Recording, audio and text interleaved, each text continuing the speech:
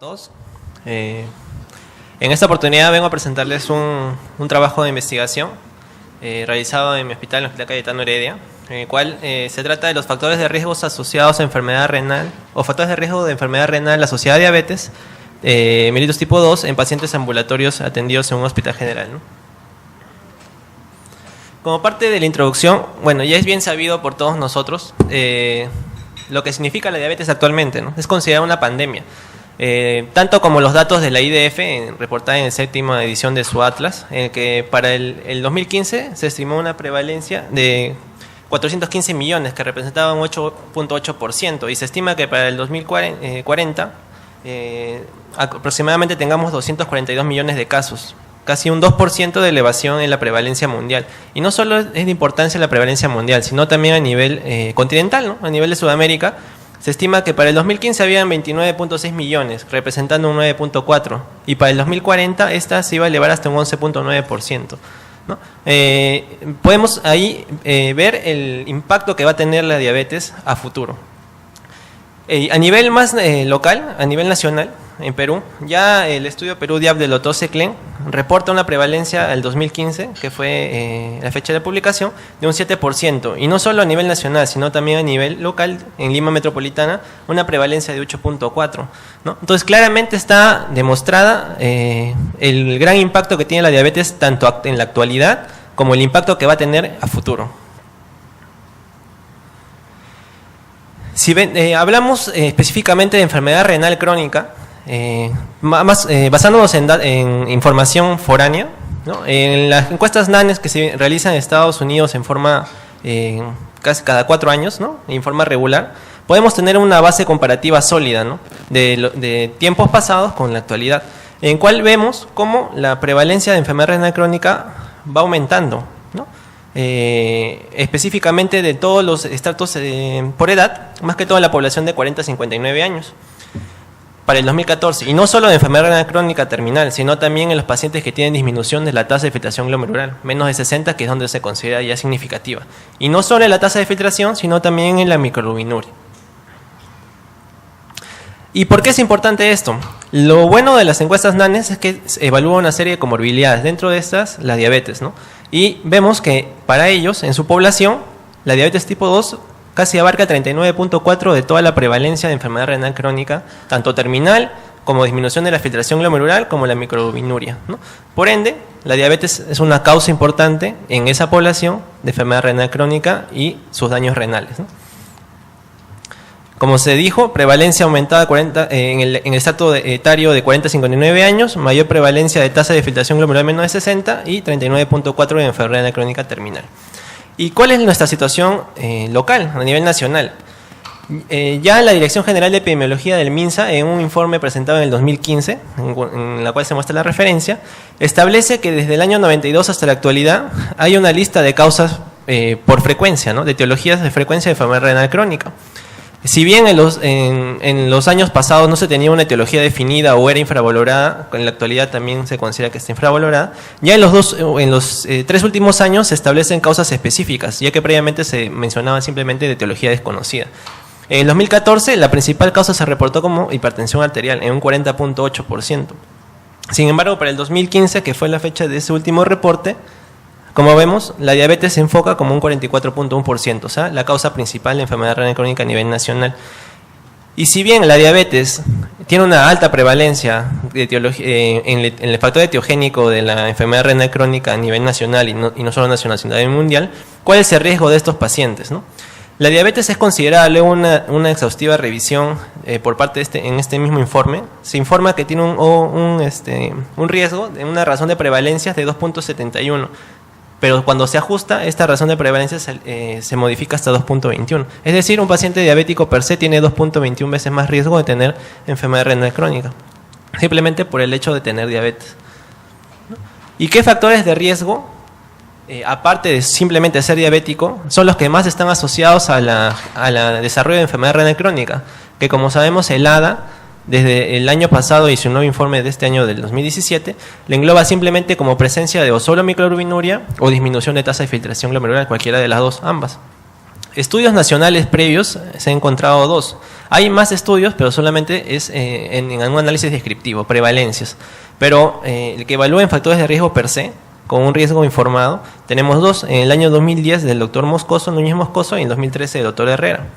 Ambos de pacientes de mismas características, ¿no? Atendidos en forma ambulatoria. En el 2010, un estudio transversal de un N de 161 se estableció como que los factores asociados a enfermedad renal crónica en pacientes con diabetes se iba considerado la edad, si bien era casi mínimo el riesgo, era significativo, así como el sexo femenino. El pobre control glicémico definido como una glicosilada más de 7 y hipertensión arterial. El método para determinación de microalbuminuria en este caso, porque fue el único parámetro evaluado, fue con un método de tira reactiva, ¿no? El Micral test.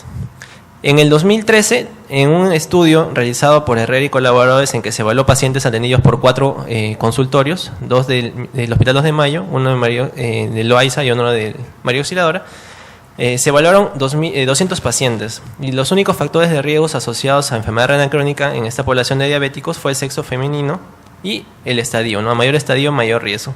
Y en este caso se usó como herramienta la albuminuria en 24 horas. Entonces tenemos 2 estudios que tienen diferente parámetro para evaluar la microalbuminuria, que fue el principal método para descartar, ¿no? De screening.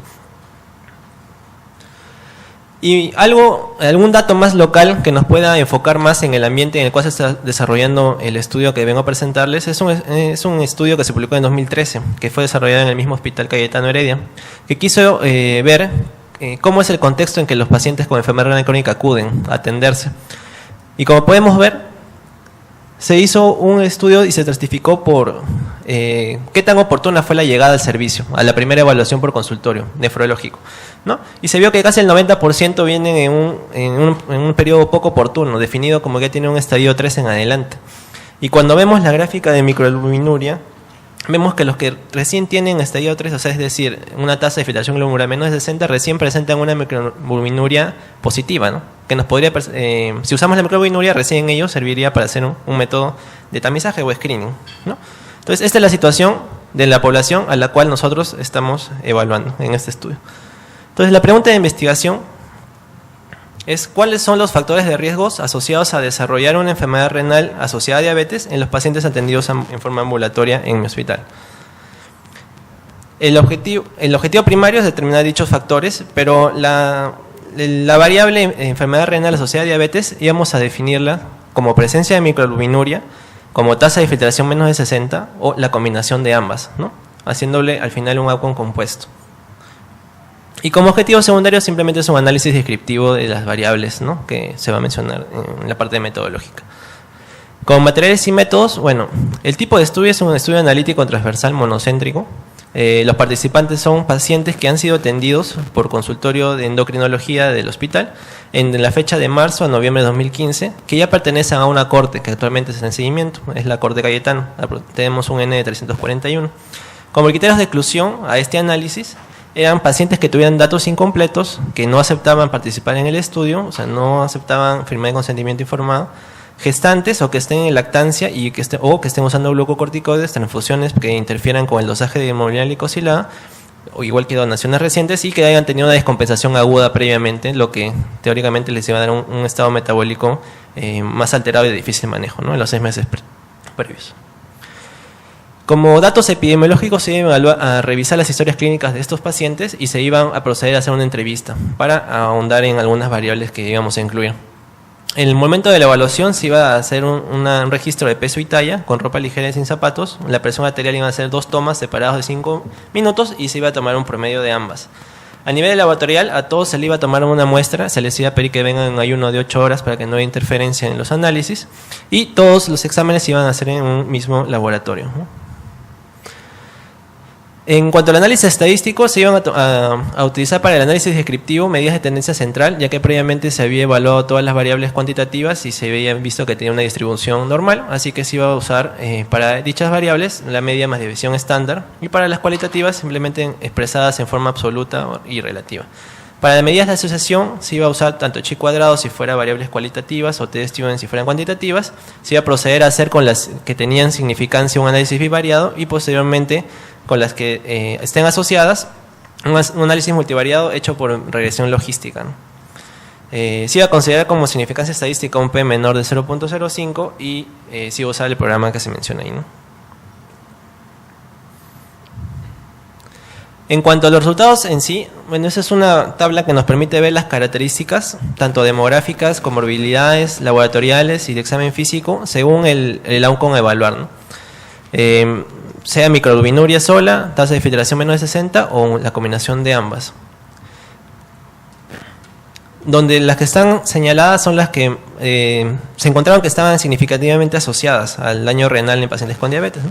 Sea la edad, como se ve en los pacientes que ya tienen disminución de tasa de filtración, tienen mayor promedio de edad, igual con el tiempo de enfermedad y un acápite especial haciendo cualitativas, un tiempo de enfermedad de 10 años, ya que en revisiones previas se ha estimado que 10 años de enfermedad hay un mayor riesgo de tener enfermedad renal crónica asociada a diabetes, ¿no? La hipertensión arterial, porque es un parámetro de descompensación de la función renal en estos pacientes.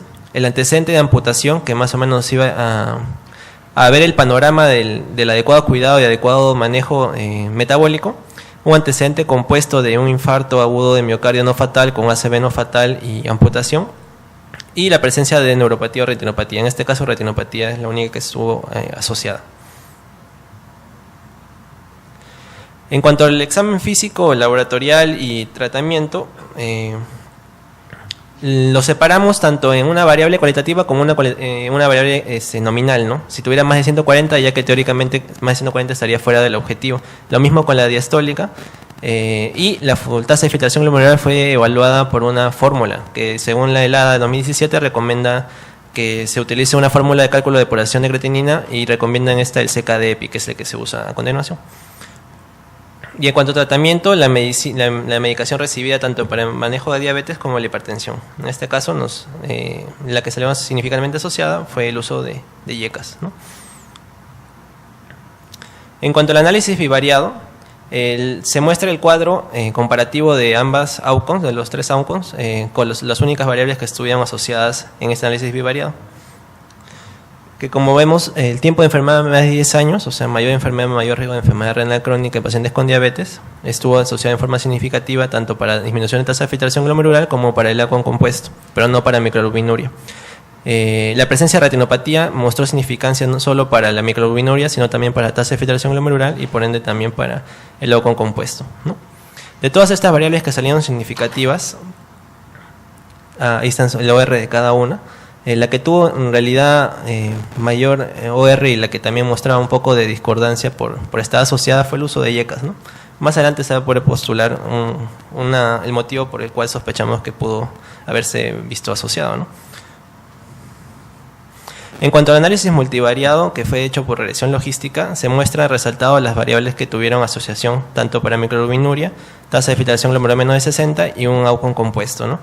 En conclusión, de todas las variables evaluadas, las únicas que mostraron asociación para el outcome compuesto fue el antecedente de amputación, ¿no? Un R de 11.1 en forma significativa, la antecedente de retinopatía y también el uso de IECAS, ¿no? Sin embargo, para solo microalbuminuria, el antecedente de retinopatía fue el único significativo, y para tasa de filtración menor de 60, tanto el tiempo de enfermedad, el antecedente de amputación y también la presión más de 140, ¿no? Presión arterial sistólica más de 140. En cuanto a la discusión, nuestra población es una población que no difiere mucho en las características de los estudios previamente mencionados. Tiene una similar edad, ¿no? Comparamos con este estudio que fue el que se mostró en el marco teórico, que tienen casi el mismo promedio de edad, 60 años, ¿no? Más o menos 8 en este caso. Y mostramos también el tiempo de enfermedad, en este caso fue 12 años, ¿no? Y nuestro tiempo de enfermedad casi también fue similar.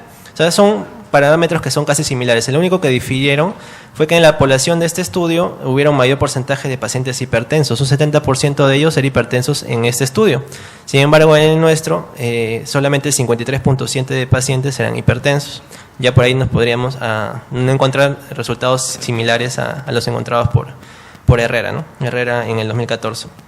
La presencia de obesidad también varió. En nuestro estudio el porcentaje de pacientes obesos fue de 74.8%. Sin embargo, en este estudio fue de 36.5%. Y la tasa de filtración también se encontró en el nuestro, tenía un poco más de tasa de filtración glomerular, pero calculada, ¿no? 89, versus este estudio que calculó 56. Pero fuera de eso, los demás parámetros se mostraron similares, ¿no?, en ámbito local. Comparado con estudios externos, varios estudios han tratado de evaluar lo mismo, ¿no?, a nivel foráneo. Este es un estudio publicado en el Journal of Diabetes and Complications en 2012, donde las únicas variables que encontraron significativamente asociadas al desarrollo de enfermedad renal secundaria de diabetes fue solamente la presión arterial sistólica, que también fue definida como más de 140 para aumentar el riesgo, y la hemoglobina, pero no glicosilada, sino hemoglobina per se. Otros estudios que han tratado de evaluar también el antecedente, las mismas variables que hemos evaluado nosotros, también han fallado en asociar tanto la glicosilada como el tiempo de enfermedad. Incluso hay estudios en que evaluaron que la retinopatía no se consideraba un factor de riesgo para desarrollo de enfermedad renal crónica asociada a diabetes, ¿no? A nivel local, en el estudio de Núñez y Moscoso, que fue realizado en un hospital de Arequipa en el año 2010, que evaluó una N de 161 pacientes, las únicas variables que encontraron significativas, que se muestran a continuación, fue la edad, que también no tuvo un mayor impacto. Bueno, acá lo definió como ausencia de hipertensión como un factor protector y el sexo masculino como un factor también de protector, ¿no? Pero lo otro que hallaron significativo fue la glicosilada, ¿no? En este estudio sí encontraron esta asociación. Y en este otro estudio, que fue hecho por Herrera y Añasco, que también tuvo una N de 200, los únicos factores que estuvieron adecuadamente asociados fueron solamente el sexo femenino y el estadio de función renal, ¿no? A mayor deterioro de función renal, mayor riesgo de nefropatía diabética. Bueno, pues eso ya fuera obvio, ¿no? Y de nuestras variables, como ya vimos, la edad y también el género estaban asociados al desarrollo de enfermedad renal crónica, pero entonces la retinopatía, ¿cómo encaja en estos hallazgos que hemos tenido nosotros? Bueno, en este estudio publicado en Diabetes Care en el 2013, evaluó que los pacientes que tenían antecedentes de retinopatía diabética tenían mayor riesgo de progresión, no de riesgo de desarrollar, sino riesgo de progresión, progresar de microalbuminuria a macroalbuminuria, una albuminuria clínica, ¿no? Evaluaron pacientes con neuroalbuminuria previa y pacientes que tenían microalbuminuria, y en todos ellos mostró un R positivo asociado a progresar, ¿no?, a progresar la enfermedad, pero no para desarrollo de enfermedad.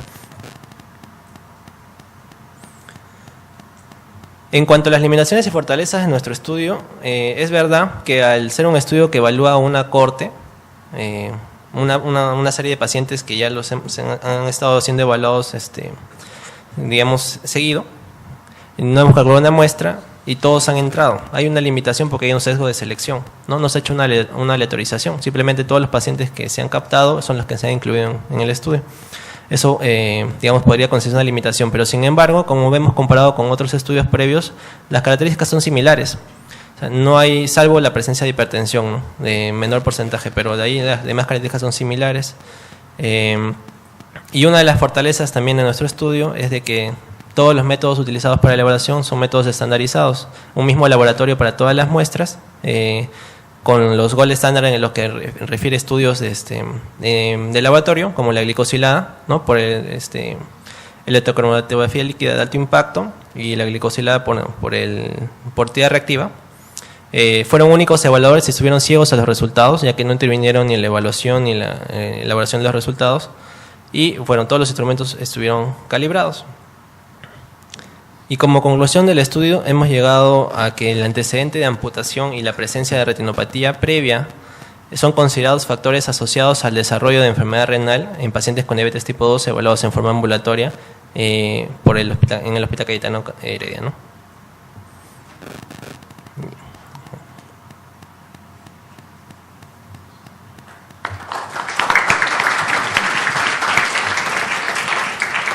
Muchísimas gracias por la presentación.